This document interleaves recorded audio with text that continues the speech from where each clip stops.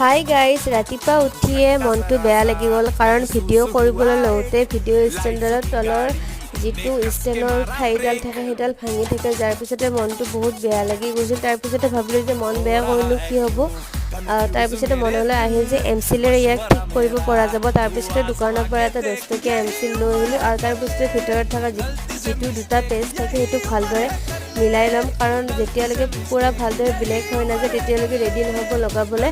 আৰু এতিয়া ব্লেক হৈ গৈছে আৰু এতিয়া ৰেডি হৈ গৈছে লগাবলৈ। প্ৰথমতে অলপ দিগদাৰ হৈছিল আৰু যিটো ষ্টেণ্ডডালৰ ফল্ডিংটো আমি মানে খুলিব পাৰিম, কিন্তু আমি ষ্টেণ্ডৰ তলৰ ফল্ডিংটো খুলি ল'ব লাগিব, কাৰণ জাপ খুৱাই কৰিলে আৰু পিছলৈকে আমি খুলিব নোৱাৰিম। সেইবাবে ষ্টেণ্ডডাল মানে থিয় কৰি ল'ব লাগিব আৰু তাৰপিছতে ধুনীয়াকৈ লগাব পৰা যাব।